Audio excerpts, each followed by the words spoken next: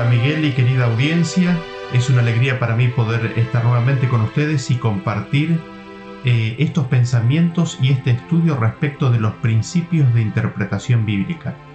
Y en el día de hoy me gustaría enfocarme en el primer principio, en la primera regla, que es clave para la interpretación de las Escrituras. Y quizás para hacer esto no podemos menos que retrotraernos a la historia de Jesús siendo tentado en el desierto. Jesús, después de haber sido bautizado, después de haber escuchado del cielo la voz que le decía: "Este es mi Hijo amado en quien tengo complacencia", se dirige al desierto y allí es tentado por el diablo. Y es interesante porque a la primera tentación que el diablo le hace, de que convierta a las piedras en pan, Jesús responde allí con una palabra bien específica que es la que nos interesa considerar en el día de hoy. Nosotros leemos en Mateo capítulo 4, versículo 4, que dice que Jesús respondió y dijo: "Escrito está, no solo de pan vivirá el hombre, sino de toda palabra que sale de la boca de Dios". Y claro, Jesús acababa de escuchar de la palabra de Dios, y aquí Jesús lo que está haciendo en este momento es citar un versículo del Antiguo Testamento, del Pentateuco, y ese versículo dice: "No solo de pan vivirá el hombre, sino de todo lo que sale de la boca de Dios". Aquí Jesús nos está diciendo que no solo de pan vivirá el hombre, sino de toda palabra que sale de la boca de Dios. Y el punto que me gustaría destacar aquí es el siguiente. Noten ustedes que Jesús dice toda palabra. No dice de alguna palabra, no dice de la mayoría de las palabras, no dice de muchas palabras, sino que dice de toda palabra de Dios. Lo otro interesante que nosotros podemos destacar de este versículo es de que Jesús hace un claro paralelismo aquí entre la comida física con la comida espiritual, pero es un paralelismo en el cual la enseñanza que se quiere establecer respecto de la importancia de la palabra de Dios termina siendo mayor aún que el objeto de referencia que se está usando. ¿Y qué es lo que estoy queriendo decir con esto?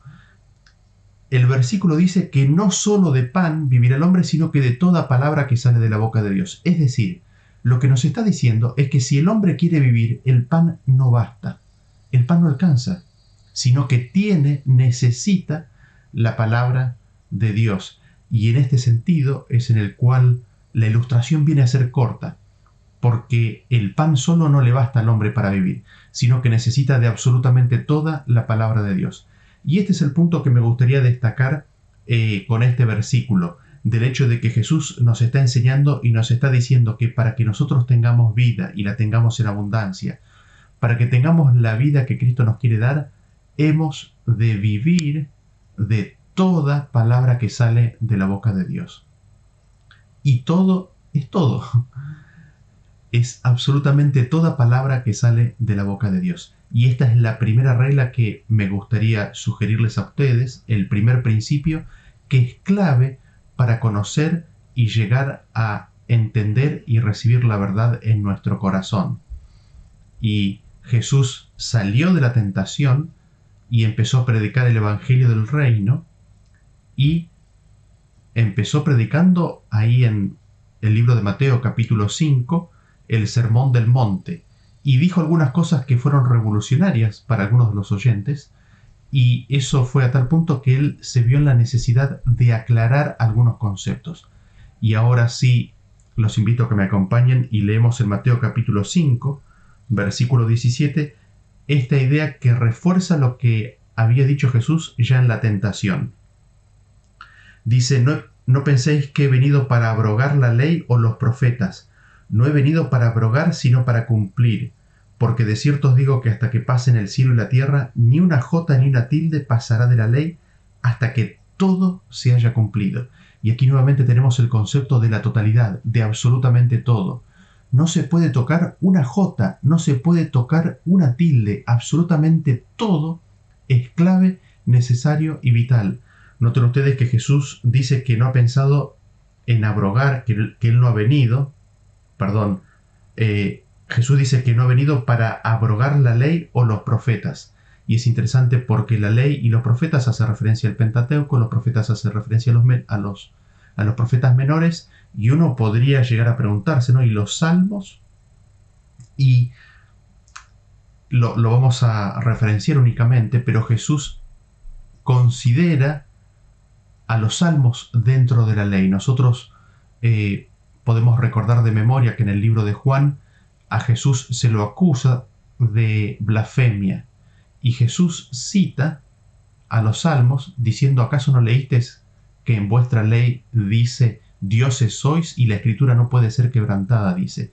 Y ahí Jesús está citando del salmo. Él dice que es vuestra ley, hablándole a los fariseos, pero al mismo tiempo él dice que no puede ser quebrantada, ¿no? Y ahí nosotros vemos en este versículo que Jesús incluía dentro de esa ley inclusive a los salmos, con lo cual vemos que la escritura, la palabra de Dios, tiene que ser tomada en su totalidad. No se puede cambiar una jota, no se puede cambiar una tilde, no se puede despreciar absolutamente nada, y absolutamente todo ha de ser cumplido. Y nosotros encontramos este concepto en el libro de 2 de Timoteo capítulo 3, versículo 15 en adelante. 2 de Timoteo capítulo 3, versículo 15 en adelante, que nos dice: y que desde la niñez has sabido las sagradas escrituras, las cuales te pueden hacer sabio para la salvación por la fe que es en Cristo Jesús. Toda la escritura es inspirada por Dios y útil para enseñar, para redarguir, para corregir, para instruir en justicia, a fin de que el hombre de Dios sea perfecto, enteramente preparado para toda buena obra. Noten ustedes que aquí el apóstol Pablo nos está diciendo que toda la escritura, la totalidad de la palabra de Dios es útil. Y ahí nos dice para qué es útil, ¿no? Y la verdad que cuando uno entra a considerar la obra que puede hacer la palabra de Dios, es realmente grande, de cómo puede transformar y cambiar al ser humano. Lo puede hacer perfecto enteramente, es decir, sin faltar absolutamente nada. ¿Preparado para qué? Para toda buena obra. No hay ninguna buena obra que el hombre no pueda ser capacitado para hacer si recibe ¿a qué? Toda la palabra de Dios, toda la escritura. Y este es el primer principio de interpretación, el primer principio que hemos de respetar si nosotros hemos de recibir toda la verdad de Dios, si nosotros hemos de conocer la verdad de Dios, si nosotros hemos de saber dónde está la verdad y dónde está el error. Y en ese sentido, ustedes vieron que Jesús lo comparó con la comida, y sigamos con esta ilustración de la palabra de Dios siendo como la comida. El punto principal que nos están queriendo decir estos versículos es de que la palabra de Dios no es un buffet. No es como un buffet a donde yo voy y elijo esto y esto no me sirvo, esto lo ignoro y lo desconozco porque no me gusta mucho, este otro versículo no lo incorporo al análisis de la realidad o al análisis de la verdad bíblica, sino que la palabra de Dios es necesario que sea tomada en su totalidad, absolutamente en todas sus palabras. No se puede ignorar ni una jota ni una tilde. Nada ha de ser dejado de lado. Y en ese sentido me gustaría que consideremos lo que nos dice Deuteronomio capítulo 29, versículo 29. Dice: las cosas secretas pertenecen a Jehová nuestro Dios, mas las reveladas son para nosotros y para nuestros hijos para siempre, para que cumplamos todas las palabras de esta ley. Y aquí nosotros tenemos que lo revelado es para nosotros y para nuestros hijos, y tiene un propósito, y es de que para que vivamos, para que podamos cumplir las palabras de la ley de Dios. Y esto que es revelado, ¿qué es esto que es revelado? Esto que es revelado es la Escritura, es la Biblia. Es decir, fue dado con un propósito de que sea abierto, de que sea entendido, de que sea una revelación, de que entre en nuestro conocimiento. Dios no nos dio las Escrituras para que permanezca en misterio, sino que Dios nos dio la Escritura para que sea luz, para que sea claro, para que conozcamos la verdad de Dios. En ese sentido, lo revelado es lo que tenemos en la Escritura, es la Biblia, es toda la Biblia. Y eso es lo que Dios nos ha dado, nos ha regalado. Y nos ha dado para que lo tengamos, para que lo entendamos, para que lo conozcamos. no para decir en algún día futuro, en la eternidad futura, Dios nos va a explicar este versículo. No, es una revelación. Por eso está escrito y por eso fue dado, para que nosotros lo recibamos, lo entendamos y lo conozcamos. Así me gustaría básicamente terminar con la lectura de estos versículos y afirmar el siguiente punto, que es verdaderamente simple. Toda la Escritura es inspirada por Dios. El hombre ha de vivir únicamente por toda la palabra de Dios. Nada puede ser de lado.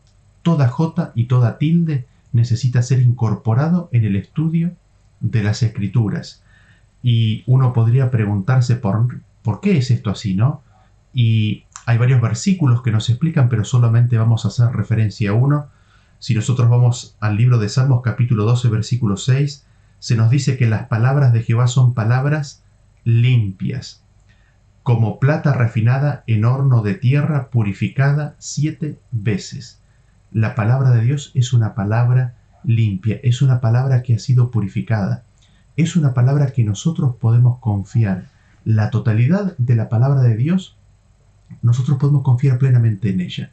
Dios tiene el poder de poder preservar su palabra. Y al respecto, habiendo considerado este principio, me gustaría que pensemos respecto de algunas implicancias de a dónde nos lleva este concepto y de qué es lo que significa. Cuando nosotros miramos y leemos las Escrituras, notamos de que hay conceptos que se repiten. Y en esta repetición, ¿qué es lo que sucede? Se ofrece información adicional, hay mayor información. Nosotros tenemos, por ejemplo, los evangelios. La vida de Jesús aquí en la tierra no se narra en un solo evangelio, sino que está narrado en 4 evangelios. Y esos 4 evangelios, cada uno son narrados o son contados desde una perspectiva diferente. Sí es verdad que hay repetición, pero esa repetición es la que permite justamente establecer el vínculo entre las historias, y es en lo que está diferente donde nosotros podemos ampliar y crecer en el conocimiento de la historia de Jesús. Nosotros tenemos otro ejemplo, por ejemplo, en donde hallamos ampliación y repetición, y esto es en las profecías del libro de Daniel. Nosotros tenemos el sueño de Nabucodonosor en el capítulo 2, y después tenemos una ampliación, una repetición, pero diferente al mismo tiempo, en la visión del capítulo 7 y capítulo 8. Y así nosotros vemos cómo Dios trabaja sobre este principio. Hay conceptos que se repiten y se amplían en distintos lugares. Y aquí es donde nosotros empezamos a poder comprender con mayor apreciación por qué es necesario tomar toda la palabra de Dios. Porque el tomar toda la palabra de Dios significa que nosotros podemos obtener mayor información respecto de lo que Dios quiere que nosotros entendamos y conozcamos. Es como sacar una fotografía, y soy consciente de que este es un ejemplo viejo, porque la tecnología ha avanzado, pero hubo un momento en el cual las cámaras digitales e inclusive algunas cámaras de teléfonos al principio se medían por la cantidad de píxeles, y a mayor cantidad de píxeles la imagen tenía una mayor definición. Y nosotros podríamos hacer un paralelismo con la palabra de Dios y decir, mientras más versículos nosotros le agreguemos a un concepto, de mayor calidad será la imagen, de mayor definición será la imagen que podremos obtener de las Escrituras. Y podemos usar un solo versículo y claro, es una idea muy borrosa en realidad. Por supuesto que es verdad, pero es muy borrosa, y es cuando nosotros empezamos a sumar y agregarle más versículos que la imagen empieza a cobrar nitidez, sentido y profundidad. Y habiendo visto esto, nosotros notamos que es en esta repetición en donde se gana en ampliación, en detalle, en profundidad de concepto. También dentro de este concepto al cual hacemos referencia de todas las Escrituras, nosotros vemos que Dios utiliza ilustraciones, Dios utiliza imágenes, y estas ilustraciones, estas imágenes, están ilustradas y explicadas en el mismo contexto o en el resto de las Escrituras, con lo cual viene a ser clave que nosotros tomemos estas imágenes y al mismo tiempo podamos encontrar su significado en el resto de las Escrituras, porque es el significado lo que nos va a decir la realidad más completa de la que Dios nos quiere hacer conocer. Y empezamos leyendo el primer versículo en el cual se hacía una ilustración, ¿no es cierto? La palabra de Dios es como pan, es como alimento, ¿no es cierto? Y hay muchas ilustraciones y muchas imágenes en las Escrituras y podemos recordar simplemente a las parábolas que Cristo enseñó, ¿no es cierto? Las parábolas que Cristo repitió servían para ilustrar enseñanzas importantes que Él nos quería dar. Y la explicación de los distintos símbolos y figuras que se utilizan en ellas se obtienen dentro del mismo contexto o del resto de las Escrituras. Nosotros también tenemos que ser conscientes de lo siguiente. Para que el hombre pueda vivir es necesario que viva de toda palabra de Dios. ¿Eso qué significa? Que hemos de sujetarnos no a un pedazo de la palabra de Dios, que nuestra vida no ha de sujetarse a 3 o 4 versículos, sino que nuestra vida se tiene que sujetar a toda declaración y a todas las Escrituras en forma simultánea. Y lo que va a suceder en algunas instancias es de que nos parecerá que en ciertos momentos la Biblia se contradice a sí misma. Y esto que puede pasar es un problema que tenemos nosotros, no lo tiene la Biblia. ¿Por qué? Porque habíamos visto que la palabra de Dios es verdad y que debe ser tomada toda la palabra. Entonces, esa contradicción que nosotros vemos en realidad es una aparente contradicción, porque las dos declaraciones son verdad. Donde está la contradicción es en nuestra mente. Somos nosotros los que no entendemos. No es la Escritura la que está equivocada, somos nosotros los que estamos equivocados. En ese sentido, a veces la tendencia del ser humano es, cuando se le presenta un versículo, es presentar otro versículo que dice aparentemente lo contrario. Y ese es un muy mal uso de las Escrituras, porque la Biblia no se contradice a sí misma. La Biblia, cada una de sus partes, es verdad en sí misma. Y si hay una aparente contradicción, la contradicción está en nosotros. Somos nosotros los que no entendemos. No es Dios el que está confundido. Somos nosotros los que no sabemos, no entendemos y no conocemos. Entonces, cuando nosotros vemos una aparente contradicción, ¿qué es lo que significa eso? De que yo no entiendo, de que yo no conozco suficiente.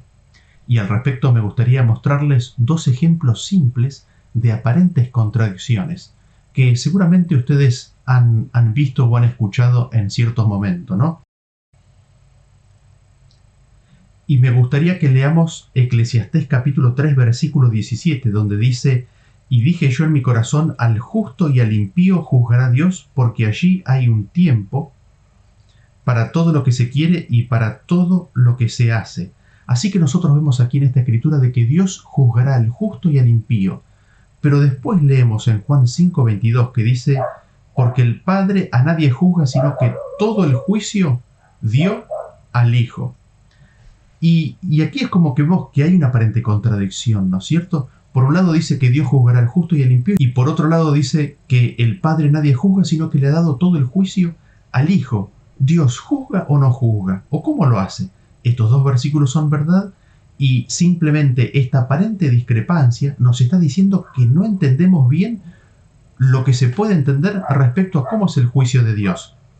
Otro ejemplo que me gustaría compartir con ustedes de aparentes contradicciones, en Deuteronomio capítulo 6, versículo 4 dice: «Oye Israel, Jehová nuestro Dios, Jehová uno es».